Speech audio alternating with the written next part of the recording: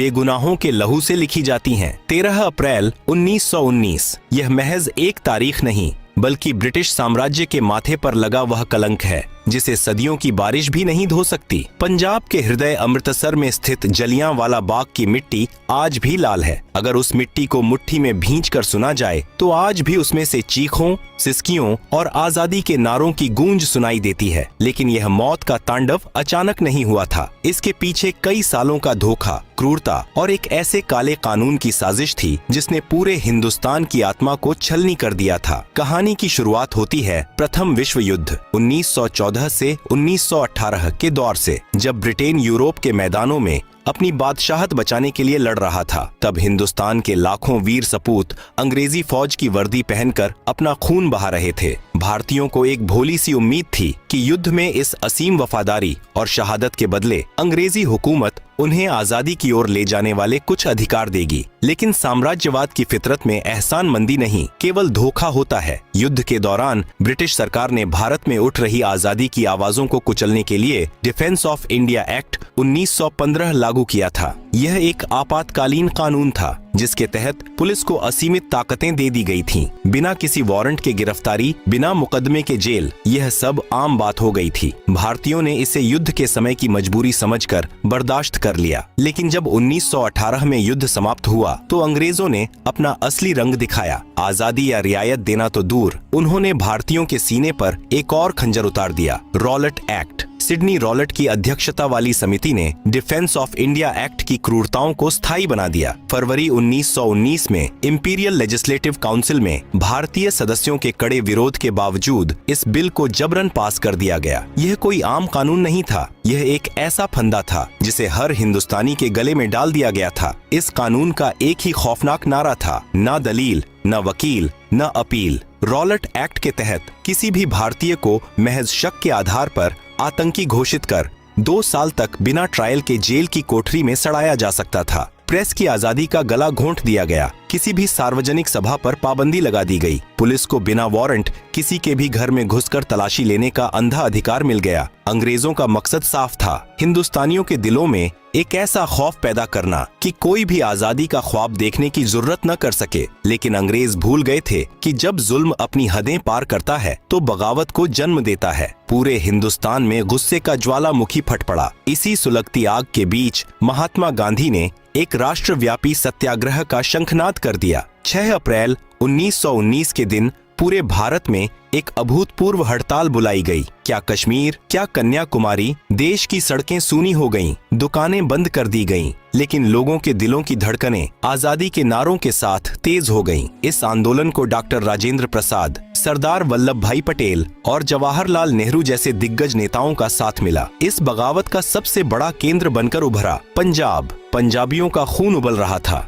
9 अप्रैल 1919 रामनवमी का पवित्र दिन था। अमृतसर की सड़कों पर एक ऐसा नजारा दिखा जिसने ब्रिटिश हुकूमत की रातों की नींद उड़ा दी। हिंदू और मुसलमान जो अंग्रेजों की फूट डालो और राज करो की नीति का सबसे बड़ा शिकार माने जाते थे, आज एक साथ कंधे से कंधा मिलाकर चल रहे थे। मुसलमानों ने तुर्की के सैनिकों जैसे लिबास पहन रखे थे और वे हिंदुओं के साथ एक ही बर्तन से पानी पी रहे थे। यह सिर्फ एक जुलूस नहीं था, यह भारत की एकता का वह महासागर था जिसमें अंग्रेजी राज डूबने वाला था। अमृतसर में इस शांतिपूर्ण लेकिन विशाल आंदोलन का नेतृत्व कर रहे थे 2 बेहद लोकप्रिय नेता, डॉक्टर सत्यपाल और डॉक्टर सैफुद्दीन किचलू। इन दोनों नेताओं की आवाज पर अमृतसर की जनता अपनी जान छिड़कती थी। अंग्रेजों को यह हिंदू मुस्लिम एकता और इन नेताओं का बढ़ता कद किसी खौफनाक सपने जैसा लग रहा था। बौखलाई हुई अंग्रेजी हुकूमत ने कायरता का सहारा लिया। 10 अप्रैल 1919 की सुबह डिप्टी कमिश्नर ने चालाकी से डॉक्टर सत्यपाल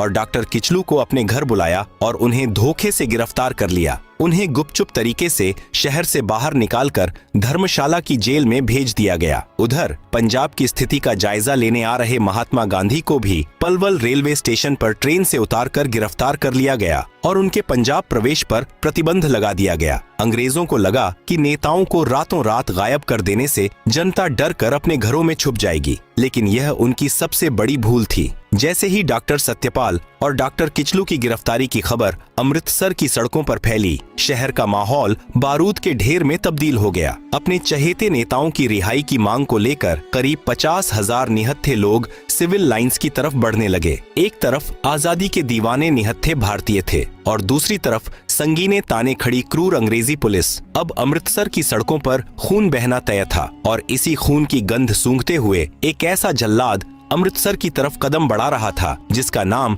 इतिहास में हमेशा के लिए नफरत का पर्याय बनने वाला था, जनरल रेजिनाल्ड डायर। 10 अप्रैल 1919 का सूरज जब अमृतसर के आसमान पर उगा तो किसी ने सपने में भी नहीं सोचा था कि यह अपने साथ खून की बारिश लेकर आया है। शहर के दो सबसे महबूब नेताओं डॉक्टर सत्यपाल और डॉक्टर सैफुद्दीन किचलू के अचानक गायब कर दिए जाने से जनता के दिलों में एक गहरा आघात लगा था। हजारों की संख्या में लोग, जिनमें महिलाएं, बुजुर्ग और युवा शामिल थे, अपने नेताओं का हाल जानने के लिए डिप्टी कमिश्नर के बंगले की तरफ कूच कर रहे थे। उनका मकसद कोई दंगा या फसाद करना नहीं था, वे बस अपने रहनुमाओं की सलामती की भीख मांग रहे थे और उन्हें आजाद करने की गुहार लगा रहे थे। लेकिन अंग्रेजी हुकूमत के सिर पर सत्ता का ऐसा नशा सवार था कि उन्हें हिंदुस्तानियों की हर आवाज बगावत लगने लगी थी। हालगेट पुल के पास इस निहत्थे और शांतिपूर्ण हुजूम का सामना अंग्रेजों की संगीनों से हुआ। बिना किसी पूर्व चेतावनी के अंग्रेजी पुलिस ने इस शांतिपूर्ण भीड़ पर सीधी गोलियों की बौछार कर दी। पलक झपकते ही सड़क पर लाशें गिरने लगीं। जिन हाथों में कुछ देर पहले तक शांति की तख्तियां थीं, वे अब अपने ही भाइयों के खून से सन चुके थे। अपने निर्दोष साथियों का लहू सड़क पर बहता देख जनता का धैर्य जवाब दे गया। जो भीड़ कुछ देर पहले तक शांति की अपील कर रही थी, वह एक उग्र तूफान में बदल गई। जिस गांधीवादी अहिंसा का पाठ वे इतने दिनों से पढ़ रहे थे, वह ब्रिटिश पुलिस की इस बर्बरता के आगे टूट गया। भीड़ का गुस्सा एक अंधी आग बन चुका था। अमृतसर की सड़कों पर कोहराम मच गया। क्रोधित और बेकाबू भीड़ ने नेशनल बैंक और अलायंस बैंक की इमारतों को आग के हवाले कर दिया। इस हिंसक झड़प में 5 ब्रिटिश अधिकारी मारे गए और कई सरकारी इमारतों को जलाकर खाक कर दिया गया। लेकिन इसी दिन एक ऐसी घटना घटी जिसने अंग्रेजों के भीतर बदले की सबसे भयानक और अमानवीय आग को जन्म दिया। यह थी मार्सेला शेरवुड की घटना। मार्सेला शेरवुड नाम की एक अंग्रेज मिशनरी महिला साइकिल से एक संकरी गली से गुजर रही थी। तभी बेकाबू भीड़ ने उस पर हमला कर दिया और उसे बुरी तरह पीटा। हालांकि कुछ स्थानीय भारतीयों ने ही अपनी जान पर खेलकर उस अंग्रेज महिला को बचाया और उसे सुरक्षित स्थान पर पहुंचाया, लेकिन यह घटना ब्रिटिश हुकूमत के घमंड पर एक बहुत बड़ा प्रहार थी। गोरे अंग्रेजों के लिए यह बात असहनीय थी कि उनके पवित्र रंग पर किसी गुलाम हिंदुस्तानी ने हाथ उठाने की जुर्रत कैसे की। इसी सुलगते हुए माहौल के बीच 11 अप्रैल को जालंधर से एक खूंखार ब्रिटिश सैन्य अधिकारी को अमृतसर का नियंत्रण सौंपने के लिए बुलाया गया। यह था brigadier general Reginald Dyer. Dyer कोई आम फौजी नहीं था। वह साम्राज्यवाद के गुरूर, नस्लभेदी मानसिकता और हिंदुस्तानियों के प्रति बेइंतहा नफरत से भरा हुआ एक क्रूर इंसान था। जब उसने मार्सेला शेरवुड पर हुए हमले के बारे में सुना तो उसकी आंखों में खून उतर आया। डायर ने अमृतसर पहुंचते ही शहर को एक छावनी में तब्दील कर दिया। उसने शहर की बिजली और पानी की आपूर्ति कटवा दी। 12 अप्रैल की शाम तक उसने शहर में मुनादी करवा दी कि 4 से ज्यादा लोग एक जगह पर इकट्ठे नहीं हो सकते। यह एक तरह का अघोषित मार्शल लॉ था। लेकिन डायर की चालाकी देखिए, यह मुनादी शहर के बहुत छोटे हिस्से में की गई थी। ग्रामीण इलाकों से आने वाले किसानों और आम लोगों को इस तानाशाही फरमान की कोई भनक तक नहीं थी। डायर का इरादा सिर्फ शांति बहाल करना नहीं था, वह तो हिंदुस्तानियों को एक ऐसा खौफनाक सबक सिखाना चाहता था जिसकी गूंज आने वाली पीढ़ियों तक सुनाई दे। और फिर आई 13 अप्रैल 1919 की वह मनहूस सुबह। यह पंजाब के सबसे बड़े त्योहार बैसाखी का दिन था। सदियों से बैसाखी का यह पावन दिन खुशियों, नई फसल के कटने की उम्मीदों और भाईचारे का प्रतीक रहा था। दूर दराज के गांवों से किसान अपनी पत्नियों और छोटे छोटे बच्चों की उंगलियां थामे नए नए कपड़े पहनकर अमृतसर के स्वर्ण मंदिर में मत्था टेकने आ रहे थे। पूरे शहर में एक तरफ त्योहार की रौनक और उल्लास था तो दूसरी तरफ अंग्रेजी बंदूकों का खामोश और खूंखार पहरा। स्वर्ण मंदिर के ठीक बगल में एक 6.5 एकड़ का मैदान था, जलियांवाला बाग। यह कोई खूबसूरत बगीचा नहीं था, बल्कि चारों तरफ से ऊंचे ऊंचे मकानों और पक्की दीवारों से घिरा हुआ एक मैदान था। इसके अंदर जाने और बाहर निकलने के लिए बस एक ही बहुत संकरा सा रास्ता था। जो गांव वाले मीलों का सफर तय करके अमृतसर आए थे, वे स्वर्ण मंदिर में दर्शन करने के बाद सुस्ताने के लिए इस जलियांवाला बाग में आकर बैठने लगे। कोई पेड़ की छांव में अपने बच्चों को रोटियां खिला रहा था, कोई कुएं के पास बैठकर अपनी थकान मिटा रहा था, तो कोई मेले के खिलौने खरीद रहा था। उसी दिन शाम के वक्त रॉलेट एक्ट के काले कानून और अपने नेताओं की गिरफ्तारी के विरोध में शहर के कुछ स्थानीय नेताओं ने उसी जलियांवाला बाग में एक शांतिपूर्ण सभा का आयोजन किया था। धीरे धीरे वहां लोगों की भीड़ बढ़ने लगी। क्या हिंदू, क्या मुस्लिम, क्या सिख, सभी धर्मों और हर उम्र के लोग उस बाग में मौजूद थे। शाम के करीब 4:30 बज रहे थे और उस मैदान में लगभग 15,000 से 20,000 लोगों का हुजूम जमा हो चुका था। एक लकड़ी के मंच पर खड़े होकर नेता शांति, एकता और देश प्रेम के भाषण दे रहे थे। हवा में आजादी की मीठी मीठी सुगबुगाहट थी। उन निहत्थे और मासूम चेहरों को इस बात का रत्ती भर भी अंदाजा नहीं था कि उनके सिरों के ऊपर आसमान में एक ब्रिटिश हवाई जहाज मंडराते हुए उनकी गिनती कर रहा है और उनकी मौत का फरमान लिख रहा है। वे नहीं जानते थे कि मौत एक खाकी वर्दी पहनकर हथियारों से लैस होकर उसी एक संकरे रास्ते से उनकी तरफ बढ़ रही है। जनरल डायर को जैसे ही इस विशाल सभा की खबर मिली, उसके चेहरे पर एक शैतानी मुस्कान तैर गई। उसे वह मौका मिल गया था जिसकी उसे तलाश थी, एक ऐसा नरसंहार करने का मौका जो ब्रिटिश ताज के आगे सिर उठाने वाले हर हिंदुस्तानी की रूह कंपा दे। उसने अपनी राइफलों को लोड करवाया और अपने 90 गोरखा और बलूच सैनिकों की टुकड़ी के साथ जलियांवाला बाग की तरफ कूच कर दिया। सूरज धीरे धीरे पश्चिम की ओर ढल रहा था। बैसाखी की उस सुनहरी शाम में जलियांवाला बाग का माहौल एक मेले जैसा था। लकड़ी के एक छोटे से मंच पर खड़े होकर एक स्थानीय नेता लोगों को आजादी, सत्य और अहिंसा का महत्व समझा रहा था। हजारों की उस भीड़ में कोई अपने बच्चे को कंधे पर बिठाकर भाषण सुन रहा था, कोई जमीन पर बैठा था, तो कुछ दूर दराज से आए थके हारे किसान पेड़ों की छांव में सुस्ता रहे थे। उस निर्दोष और निहत्थी भीड़ को इस बात का रत्ती भर भी इल्म नहीं था कि बाग के उस एकमात्र संकरे प्रवेश द्वार से मौत ने अपने कदम अंदर रख दिए हैं। शाम के करीब 5:15 बज रहे थे। जनरल रेजिनाल्ड डायर अपनी 90 सैनिकों की एक टुकड़ी, जिसमें गोरखा और बलूच रेजिमेंट के जवान शामिल थे, के साथ वहां पहुंच चुका था। बाग की तरफ जाने वाली गली इतनी तंग थी कि उसकी मशीन गन से लैस 2 बख्तरबंद गाड़ियां अंदर प्रवेश नहीं कर सकीं। डायर ने उन्हें बाहर ही छोड़ दिया और अपने सैनिकों को लेकर अंदर दाखिल हो गया। बाग में प्रवेश करते ही उसने सबसे पहला और सबसे खौफनाक काम यह किया कि उस एकमात्र निकास द्वार को अपने सैनिकों से पूरी तरह ब्लैक करवा दिया। अब वह 6.5 एकड़ का मैदान एक विशाल बूचड़खाने में तब्दील हो चुका था, जिसके अंदर 20,000 बेगुनाह हिंदुस्तानी किसी पिंजरे में कैद परिंदों की तरह फंस चुके थे। डायर के सीने में इंसानियत नाम की कोई चीज नहीं बची थी। उसने भीड़ को तितर बितर होने के लिए ना तो कोई चेतावनी दी, ना हवा में कोई हवाई फायर किया और ना ही किसी मुनादी का सहारा लिया। उसका मकसद उस भीड़ को वहां से भगाना नहीं, बल्कि उन्हें हमेशा के लिए सुलाना था। उसने एक ठंडी और बेरहम निगाह से उस अपार भीड़ को देखा और अपने सैनिकों को पोजीशन लेने का इशारा किया। अगली ही पंक्ति में खड़े 50 राइफलधारी सैनिक अपने घुटनों के बल जमीन पर बैठ गए और उन्होंने अपनी ली एनफील्ड राइफलों की ठंडी नालें उस अनजान भीड़ की तरफ तान दी। डायर के होंठ हिले और उसके मुंह से वह खौफनाक लफ्ज निकला जिसने हिंदुस्तान के इतिहास को लहूलुहान कर दिया। फायर! फायर का आदेश गूंजते ही जलियांवाला बाग गोलियों की गगनभेदी गड़गड़ाहट से दहल उठा। हवा को चीरती हुई शीशे की गर्म गोलियां सीधे हिंदुस्तानियों के सीनों में ढंसने लगीं।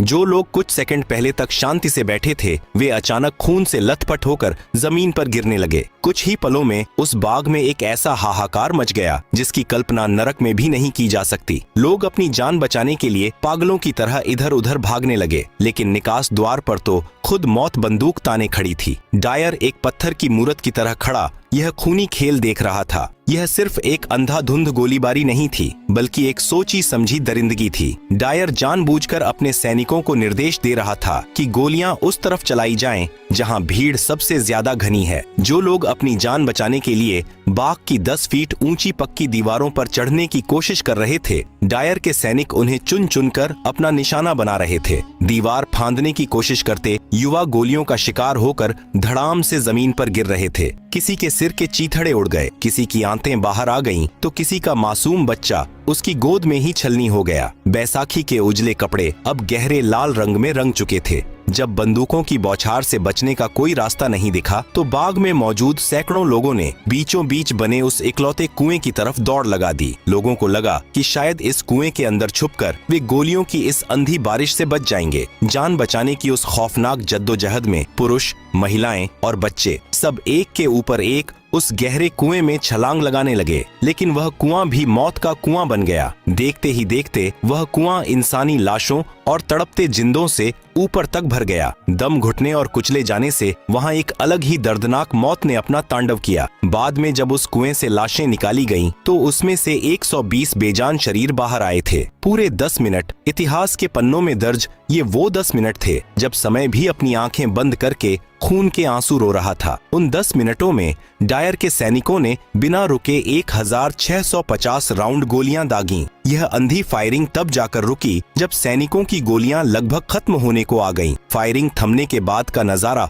और भी ज्यादा भयानक था। बाग की जमीन पूरी तरह से खून के दलदल में बदल चुकी थी। हवा में बारूद की गंध और खून की महक घुल गई थी। आधिकारिक आंकड़ों ने भले ही झूठ बोला हो, लेकिन उस दिन 1000 से ज्यादा लोग अपनी जान गंवा चुके थे और 2000 से ज्यादा लोग बुरी तरह घायल होकर उस मैदान में तड़प रहे थे। जनरल डायर उसी बर्फीली खामोशी और गुरूर के साथ अपने सैनिकों को लेकर वापस लौट गया, जैसे वह कोई बहुत बड़ा युद्ध जीत कर आया हो। उसने अपनी इंसानियत का गला घोंटते हुए किसी भी घायल को अस्पताल पहुंचाने का इंतजाम नहीं किया। शाम ढलते ही डायर ने पूरे अमृतसर शहर में सख्त कर्फ्यू लगा दिया और पानी बिजली काट दी। आदेश था कि जो भी सड़क पर दिखा उसे गोली मार दी जाएगी। वह 13 अप्रैल की रात जलियांवाला बाग के लिए कयामत की रात थी। घायल प्यास से तड़प रहे थे। पानी पानी की सिसकती आवाजें उस अंधेरे बाग में गूंज रही थीं, लेकिन उन्हें पिलाने के लिए वहां सिर्फ खून था। उसी काली और डरावनी रात में रतन देवी नाम की एक वीरांगना महिला अपने मृत पति की लाश के पास बाग में बैठी रही, हाथ में एक लकड़ी का डंडा लिए, खून की गंध सूंघकर आने वाले जंगली कुत्तों और सियारों से अपने पति के शव को नोचे जाने से बचाती रही। वो रात महज चीखों, सिसकियों और बेबसी की रात नहीं थी। उस रात जलियांवाला बाग की खून से सनी मिट्टी ने आजादी के लिए एक ऐसा बीज बो दिया था जिससे उठने वाला तूफान अब ब्रिटिश साम्राज्य की जड़ों को उखाड़ फेंकने वाला था। उस रात हिंदुस्तान का हर कोना रोया था, लेकिन उन आंसुओं में अब डर नहीं, बल्कि इंतकाम की वह भयानक आग थी जिसे बुझा पाना अब अंग्रेजों के बस में नहीं था। 14 अप्रैल की सुबह जब अमृतसर में सूरज निकला तो उसकी किरणें भी बाग में बिखरी लाशों को देखकर सहम गई होंगी, लेकिन अंग्रेजों ने अपनी बर्बरता यही नहीं रोकी। इस नरसंहार के तुरंत बाद पूरे पंजाब में मार्शल लॉ लागू कर दिया गया। हिंदुस्तानियों को सड़कों पर पेट के बल रेंगने के लिए मजबूर किया गया, सरेआम कोड़े मारे गए और अमानवीय यातनाएं दी गईं। पंजाब को एक खौफनाक खुली जेल में तब्दील कर दिया गया था। जब इस भीषण नरसंहार की खबर देश और दुनिया में फैली तो ब्रिटिश सरकार ने दुनिया की आंखों में धूल झोंकने के लिए डिसऑर्डर्स इंक्वायरी कमेटी यानी हंटर कमीशन का गठन किया। यह न्याय का नहीं बल्कि बेशर्मी का एक ऐसा नाटक था जिसने जले पर नमक छिड़कने का काम किया। कमीशन के सामने जब जनरल डायर पेश हुआ तो उसके चेहरे पर रत्ती भर भी पछतावा नहीं था। उसने बड़ी बेबाकी और गुरूर से कहा कि वह चाहता तो भीड़ को बिना गोली चलाए भी हटा सकता था, लेकिन वह हिंदुस्तानियों को एक सबक सिखाना चाहता था। इतने बड़े अमानवीय जुर्म के बावजूद अंग्रेजों ने डायर को कोई कड़ी सजा नहीं दी, बस उसे उसके सैन्य पद से हटाकर वापस इंग्लैंड भेज दिया गया। इंग्लैंड पहुंचने पर इस हत्यारे का स्वागत किसी अपराधी की तरह नहीं बल्कि एक हीरो की तरह किया गया। ब्रिटिश हाउस ऑफ लॉर्ड्स ने उसे पंजाब का रक्षक बताकर उसकी तारीफों के पुल बांधे। ब्रिटिश अखबारों और उसके समर्थकों ने चंदा इकट्ठा करके उसे 26,000 पाउंड की भारी भरकम रकम और स्वॉर्ड ऑफ ऑनर भेंट की। अंग्रेजों की इस नीचता ने हर हिंदुस्तानी के सीने में सुलग रही आग को भड़काकर ज्वालामुखी बना दिया। इस घोर अन्याय से आहत होकर नोबेल पुरस्कार विजेता गुरुदेव रवींद्रनाथ टैगोर ने ब्रिटिश सरकार द्वारा दी गई अपनी नाइटहुड की उपाधि ठुकरा दी। उन्होंने वायसराय को लिखे एक कड़े पत्र में कहा कि अब समय आ गया है जब सम्मान के ये तमगे हमारे अपमान के संदर्भ में हमारी शर्म को और बढ़ा देते हैं। उधर महात्मा गांधी ने भी अंग्रेजों से मिले कैसर ए हिंद पदक को वापस लौटा दिया। अब आजादी की लड़ाई केवल अधिकारों की मांग नहीं रह गई थी, यह अब आर पार की जंग बन चुकी थी। जलियांवाला बाग की इस खून से सनी मिट्टी ने भारत को ऐसे दो वीर सपूत दिए जिनकी गूंज से ब्रिटिश साम्राज्य की जड़ें हमेशा के लिए हिलने वाली थीं। जब इस नरसंहार की खबर लाहौर के पास स्थित एक स्कूल में पहुंची तो वहां पढ़ने वाला एक 12 साल का लड़का स्कूल छोड़कर सीधा अमृतसर की तरफ भाग खड़ा हुआ। वह बच्चा कोई और नहीं बल्कि भविष्य के शहीद आजम भगत सिंह थे। उस छोटे से बच्चे ने जलियांवाला बाग पहुंचकर वहां की लाल मिट्टी को अपने मासूम हाथों में उठाया, उसे एक कांच की शीशी में भरा और कसम खाई कि वह अपने देश को इन जालिमों के चंगुल से आजाद कराकर ही दम लेगा। वह शीशी भगत सिंह के लिए किसी भगवान की मूरत से कम नहीं थी, जिसने उन्हें आगे चलकर हंसते हंसते फांसी का फंदा चूमने की प्रेरणा दी। लेकिन इस कहानी का सबसे खौफनाक और संतोषजनक अध्याय अभी बाकी था। जनरल डायर ने तो गोलियां चलवाई थीं, लेकिन इस पूरे नरसंहार का असली मास्टरमाइंड और पंजाब का तत्कालीन लेफ्टिनेंट गवर्नर माइकल ओडायर था। उसी ने डायर के हर क्रूर कदम को सही ठहराया था। ओडायर रिटायर होकर इंग्लैंड में एक आरामदायक जिंदगी जी रहा था। जनरल डायर तो 1927 में ही लकवा मारने और ब्रेन हेमरेज से तड़प तड़प कर मर चुका था, लेकिन ओडायर का हिसाब अभी बाकी था। जलियांवाला बाग के उस खूनी मंजर का एक चश्मदीद गवाह था, जिसके सीने में बदले की आग 21 सालों तक धधकती रही। सरदार ऊधम सिंह। ऊधम सिंह ने अपने देश के बेगुनाहों का खून अपनी आंखों से बहते देखा था। उन्होंने ठान लिया था कि वे इस नरसंहार के मुख्य दोषी को उसी के घर में घुसकर मारेंगे। 2 दशकों तक अपना नाम और भेष बदलते हुए, कई देशों की खाक छानते हुए वह आजादी का दीवाना आखिरकार लंदन पहुंच ही गया। 13 मार्च 1940 का दिन,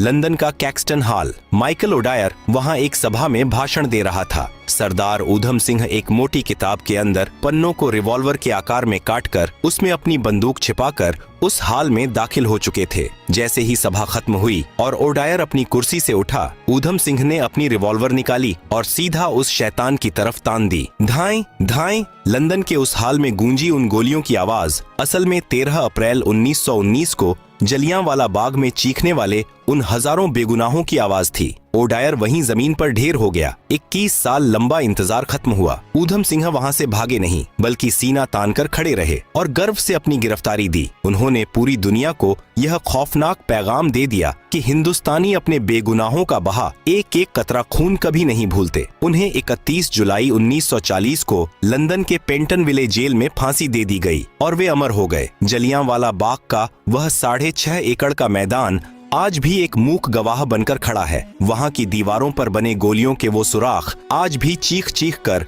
उस दिन की दरिंदगी की गवाही देते हैं। यह शहादत व्यर्थ नहीं गई। इसी खून ने पूरे देश को एक सूत्र में पिरोया और 1947 में उसी ब्रिटिश साम्राज्य को भारत छोड़ने पर मजबूर कर दिया, जिसका सूरज कभी अस्त नहीं होता था। जलियांवाला बाग के शहीदों की वह चिता, भगत सिंह का वह जज्बा और ऊधम सिंह का वह प्रतिशोध भारत के इतिहास का वह अमर अध्याय है, जो हर हिंदुस्तानी की रगों में हमेशा देशभक्ति का खून बनकर दौड़ता रहेगा। जय हिंद।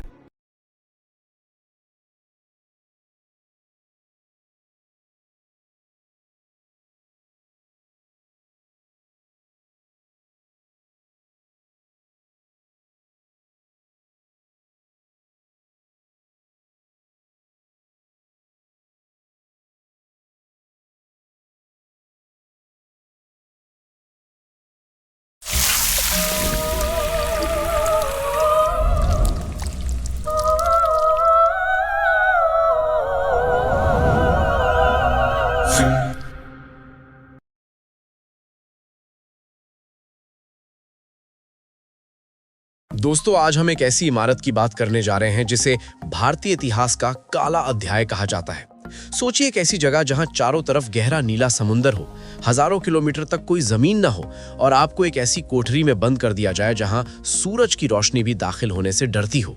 काला पानी की सजा सिर्फ एक जेल नहीं थी, बल्कि वो एक मानसिक और शारीरिक नर्क था जिसे ब्रिटिश हुकूमत ने हमारे देश के उन वीर सपूतों को तोड़ने के लिए बनाया था जो आजादी का ख्वाब देखते थे। अक्सर लोग पूछते हैं कि आखिर इसे काला पानी ही क्यों कहा गया? क्या वहां का पानी काला था? नहीं, इसके पीछे एक गहरा डर और एक शातिर अंग्रेजी चाल थी। आज के इस एआई के द्वारा बने वीडियो में हम सिर्फ सेलुलर जेल की दीवारों को नहीं देखेंगे, बल्कि उस दर्द और यातनाओं को भी महसूस करेंगे जो हमारे फ्रीडम फाइटर्स ने हर पल झेली थी। हम समझेंगे कि कैसे एक 13.5 फुट की कोठरी में इंसान का दिमाग हिल जाता था और कैसे एक नारियल छीलने का काम मौत की सजा से भी बदतर हो जाता था। सबसे पहले इसके नाम के पीछे का राज समझते हैं। काला शब्द यहाँ काल यानी मौत और समय दोनों को दर्शाता है, लेकिन इसका एक धार्मिक पहलू भी था। 500 BCE के आसपास लिखी गई बौद्धायन धर्म सूत्र जैसे ग्रंथों में समुद्रयान यानी समुद्र पार करने को एक बड़ा पाप माना जाता था। उस जमाने में हिंदू धर्म में यह विश्वास था कि अगर कोई आदमी समुद्र पार कर ले तो वो अशुद्ध माना जाता है और उसे समाज से बाहर कर दिया जाता है। ब्रिटिशर्स ने इसी बात का फायदा उठाया। उन्हें पता था कि सिर्फ गोली मारना काफी नहीं है, क्योंकि एक शहीद हजारों नए क्रांतिकारियों को जन्म देता है। उन्हें उन क्रांतिकारियों को उनके समाज, उनके परिवार और उनकी पहचान से तोड़ना था। इसे सोशल डेथ कहा गया। जब एक क्रांतिकारी को इंडिया से 1255 किलोमीटर दूर अंडमान भेजा जाता था तो उसे लगता था कि अब उसका धर्म और उसका देश हमेशा के लिए छूट गया है। यहां तक कि महात्मा गांधी जब अपनी पढ़ाई के लिए इंग्लैंड जा रहे थे तो उनके गांव वालों ने भी उनका त्याग कर दिया था, क्योंकि उन्होंने समुद्र पार किया था। अंग्रेजों ने इसी डर को हथियार बनाकर 1896 में सेल्यूलर जेल का निर्माण शुरू किया। अब जरा मैप पर ध्यान दें। इंडिया के मैप में नीचे की तरफ बे ऑफ बंगाल है और वहां स्थित है अंडमान और निकोबार आइलैंड ग्रुप। ये आइलैंड्स दो पार्ट्स में डिवाइडेड है, अंडमान और निकोबार। अंडमान में भी नॉर्थ, मिडिल, साउथ और लिटिल अंडमान है। साउथ अंडमान के पोर्ट ब्लेयर में ये जेल बनाई गई थी। इस जेल को बनाने में 10 साल लगे और लगभग 5,17,000 रुपए का खर्चा आया। हैरानी की बात यह है कि इस जेल को बनाने वाला कोई मजदूर नहीं, बल्कि वही कैदी थे जिन्हें बाद में उसी में कैद होना था। बिल्डिंग का सारा सामान, खासतौर पर लाल ईंटें, बर्मा यानी म्यांमार से मंगवाई गई थी। लगभग 30 लाख ईंटों और हजारों क्यूबिक फीट पत्थरों से ये 7 विंग वाली विशाल जेल खड़ी की गई। हर विंग 3 मंजिला थी और हर सेल का साइज 13.5 फुट बाई 7 फुट था। ये जेल बनाने के लिए पहले वहां के घने जंगलों को काटा गया, जहां जहरीले सांप, बिच्छू और मलेरिया फैलाने वाले मच्छर कैदियों की मौत का इंतजार कर रहे थे। इस जेल का डिजाइन दुनिया की सबसे खतरनाक डिजाइनों में से एक था। इसका आइडिया एक मिथोलॉजिकल कैरेक्टर आर्गस पैनोप्टिस से लिया गया था, जिसके शरीर पर हजारों आंखें थी और वो हर तरफ देख सकता था। इसी से इंस्पायर होकर 18वीं सदी में जेरेमी बेंथम ने पैनोप्टिकॉन डिजाइन सोचा। डिजाइन का लॉजिक सिंपल था, बीच में एक विशाल वॉच टावर और उसके चारों तरफ 7 अलग अलग विंग्स। गार्ड बीच में खड़ा होकर हर सेल पर नजर रख सकता था, लेकिन कैदी को यह कभी पता नहीं चलता था कि गार्ड उसे देख रहा है या नहीं। इससे कैदियों के अंदर हर वक्त एक डर बना रहता था। इस जेल की सबसे बड़ी खासियत ये थी कि एक विंग के सेल्स का सामने वाला हिस्सा दूसरी विंग की पीछे वाली दीवार के सामने होता था। इसका मतलब था कि आप बरसों तक जेल में रहेंगे, लेकिन अपने पड़ोसी सेल के कैदी से बात तो क्या, उसकी शक्ल तक नहीं देख पाएंगे। इसे सेल्यूलर जेल इसलिए कहा गया क्योंकि यहाँ कैदियों को ग्रुप में नहीं बल्कि इंडिविजुअल सेल्स में रखा जाता था, ताकि वो अकेलेपन से मानसिक तौर पर टूट जाए। जब किसी कैदी को काला पानी की सजा होती थी तो उसे हाथों में बेड़ियां पहनाकर एक शिप में भरा जाता था। चेन्नई या कोलकाता से अंडमान पहुंचने में 3-4 दिन लगते थे। पहुंचते ही उन्हें एक पतला सा कपड़ा, एक लंगोट और गले में एक लोहे का आईडी टैग दे दिया जाता था। ब्रिटिशर्स ने कैदियों को 2 कैटेगरी में बांटा था, डी यानी डेंजरस और पीआई यानी परमानेंटली इनकार्सरेटेड। डेंजरस कैटेगरी में उन लोगों को रखा जाता था जिनसे अंग्रेज सबसे ज्यादा डरते थे, जैसे वीर सावरकर। सावरकर ने 1910 में मार्सेल पोर्ट पर शिप की एक छोटी खिड़की से कूदकर भागने की कोशिश की थी। इसलिए अंग्रेज उनसे इतना डरते थे कि उनके सेल पर डबल सिक्योरिटी लगाई गई थी। जेल का मेन जेलर हमेशा ब्रिटिश होता था, जैसे डेविड बेरी, जो खुद को पोर्ट ब्लेयर का भगवान कहता था। लेकिन कैदियों को डंडे मारने का और उन पर नजर रखने का गंदा काम जमादार करते थे। ये जमादार अक्सर वही कैदी होते थे जो अंग्रेजों की चापलूसी करते थे और अपने ही लोगों पर जुल्म करने में मजा लेते थे। अब बात करते हैं उस काम की जिसे सुनकर रूह कांप जाती है, कोलू चलाना। जेल में हर दिन हजारों नारियल आते थे। कैदियों को अलग अलग ग्रुप्स में बांटा जाता था। पहले ग्रुप का काम था हाथों से नारियल छीलना। सावरकर अपनी किताब मेरा आजीवन कारावास में लिखते हैं कि नारियल छीलने से हाथों की खाल निकल जाती थी और खून बहने लगता था। लेकिन इससे भी बुरा था कोल्हू में तेल निकालना। आपने गांव में देखा होगा कि एक बैल चक्की घुमाता है और तेल निकलता है, लेकिन काला पानी में बैल की जगह इंसान को जोता जाता था। एक कैदी को हर दिन 30 पाउंड यानी लगभग 14 लीटर तेल निकालना पड़ता था। सोचिए, 11 से 12 घंटे तक बिना रुके बिना बैठे एक भारी लोहे की चक्की को घुमाना। अगर कोई थकता रुक जाता तो जमादार के डंडे उसके शरीर की खाल उधेड़ देते थे। लूज मोशन हो, बुखार हो या शरीर टूट रहा हो, कोई फर्क नहीं पड़ता था। कोटा पूरा करना ही पड़ता था। कई लोग तो कोल्हू चलाते चलाते बेहोश हो जाते थे, लेकिन उन्हें होश में लाकर फिर से उसी काम में लगा दिया जाता था। दोस्तों, शारीरिक दर्द से ज्यादा गहरा था कैदियों का अपमान। जेल में शाम 6 बजे सेल्स बंद हो जाते थे और अगले दिन सुबह 6 बजे खुलते थे। इस बीच वॉशरूम जाने की कोई इजाजत नहीं थी। हर सेल में एक छोटा सा मिट्टी का मटका रखा जाता था जो अक्सर रात तक भर जाता था। अगर किसी को इमरजेंसी हुई तो उसे उसी कोठरी में दीवार या जमीन पर मल मूत्र त्यागना पड़ता था। सुबह होने पर उस कैदी से ही अपनी गंदगी साफ करवाई जाती थी और फिर उसे टॉर्चर डिवाइस में डाल दिया जाता था ताकि बाकी लोग देखकर डर जाएं। खाना तो खैर नाम का ही था। नालियों के पास उगी घास और कीड़े मकोड़ों से भरा दलिया कैदियों को परोसा जाता था। पानी इतना गंदा होता था कि उसमें कीड़े तैरते थे। इतने अपमान और यातनाओं के बीच कैदियों के पास सिर्फ एक ही सहारा होता था, उनका हौसला।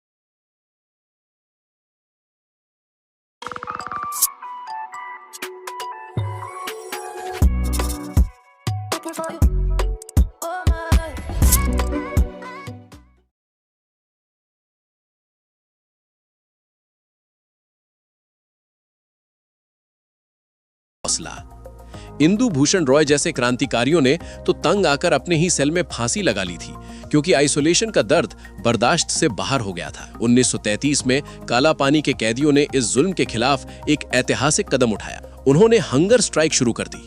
ये स्ट्राइक 45 दिनों तक चली।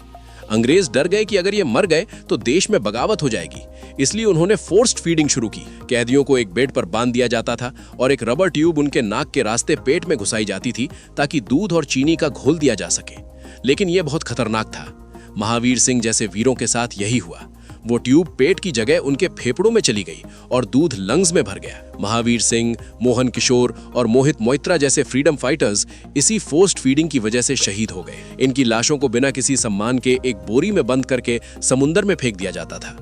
ब्रिटिशर्स जानते थे कि जेल से भागना नामुमकिन है, क्योंकि अगर कोई दीवार कूद भी गया तो बाहर या तो गहरा समुंदर था या फिर घना जंगल, जहां जरावा ट्राइब के लोग रहते थे जो बाहरी लोगों को देखते ही मार देते थे। क्या आप विश्वास करेंगे कि एक कैदी को पूरे साल में सिर्फ एक बार अपने घर चिट्ठी भेजने की इजाजत थी, और वो चिट्ठी भी ऐसी जिसे हर जेल ऑफिसर पढ़ता था। आप जेल के अंदर होने वाले जुल्म के बारे में एक शब्द नहीं लिख सकते थे। लेटर का साइज भी इतना छोटा होता था कि सिर्फ जरूरी बातें ही लिखी जा सके। अगर किसी ने गलती से भी जेल की बुराई की तो उसका लेटर फाड़ दिया जाता था और उसे सजा मिलती थी। लेकिन फिर भी मोतीलाल वर्मा जैसे वीरों ने चोरी छुपे लेटर्स बाहर पहुंचाए, जो जब न्यूज़पेपर्स में छपे तो पूरी दुनिया को पता चला कि अंडमान की उस खूबसूरत सीनरी के पीछे कितना बड़ा नर्क छुपा हुआ है। ब्रिटिशर्स ने हर तरह का टॉर्चर डिवाइस, चाहे वो बेड़ियां हो, चेन हो या फ्लॉगिंग स्टैंड्स हो, सब कुछ खास तौर पर इंग्लैंड से मंगवाया था ताकि भारतीयों को घुटने टेकने पर मजबूर किया जा सके। 1937 में महात्मा गांधी और रविंद्रनाथ टैगोर के लगातार दबाव के बाद काला पानी के कैदियों को रिहा करना शुरू किया गया। लेकिन 1942 में कहानी ने एक नया मोड़ लिया। वर्ल्ड वॉर II के दौरान जापान ने अंडमान पर कब्जा कर लिया। जापानियों ने अंग्रेजों से भी ज्यादा दरिंदगी दिखाई। उन्होंने बच्चों और औरतों को भी इस जेल में बंद कर दिया। 1943 में जब नेताजी सुभाष चंद्र बोस पोर्ट ब्लेयर आए तो उन्होंने पहली बार वहां तिरंगा फहराया। लेकिन जापानियों ने उन्हें जेल का वही हिस्सा दिखाया जो साफ सुथरा था। असली टॉर्चर सेल्स उनसे छुपाए गए। आज सेल्यूलर जेल की 7 में से सिर्फ 3 विंग्स बची हैं। बाकी या तो भूकंप में टूट गईं या जापानियों ने बड़े बड़े हिस्सों को तोड़ दिया। आज ये जगह एक नेशनल मेमोरियल है, जहां लाइट एंड साउंड शो के जरिए उन सारी दर्दनाक कहानियों को सुनाया जाता है। दोस्तों, आज जिस आजादी की हवा में हम सांस ले रहे हैं, उसकी कीमत इन्हीं वीर जवानों ने अपने खून और पसीने से चुकाई है। सेल्युलर जेल की वो दीवारें, वो कोलू और वो लोहे की बेड़ियां आज भी हमें याद दिलाती हैं कि आजादी मुफ्त में नहीं मिली। वीर सावरकर ने उन्हीं दीवारों पर कोयले से कविताएं लिखी थीं, जो आज भी हमारे लिए प्रेरणा का स्रोत है। जब भी आप अंडमान जाएं, तो सिर्फ बीच पर ना घूमें, बल्कि इस जेल में जाकर उन लोगों को एक बार नमन जरूर करें जिन्होंने हमारे भविष्य के लिए अपना वर्तमान कुर्बान कर दिया। ज्ञान स्टोरेज की आज ये वीडियो हम उन सभी शहीदों और क्रांतिकारियों को डेडिकेट करते हैं। अगर आपको हमारी ये मेहनत और अगर ये AI वीडियो पसंद आई तो वीडियो को लाइक करें, शेयर करें और सब्सक्राइब तो जरूर करें और बताएं कि आप अगला वीडियो किस हिस्टोरिकल टॉपिक पर देखना चाहेंगे। मिलते हैं अगले वीडियो में, तब तक के लिए जय हिंद। अब आपके सामने 2 वीडियो और दिख रही होगी, आप उन पर क्लिक करके वॉच कर सकते हैं।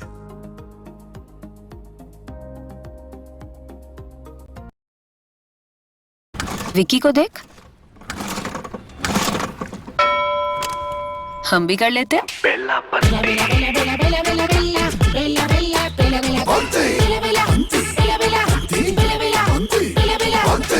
बजी क्रीम बेल की घंटी, शुरू बेल्ला पंती विद क्रीम बेल आइसक्रीम्स।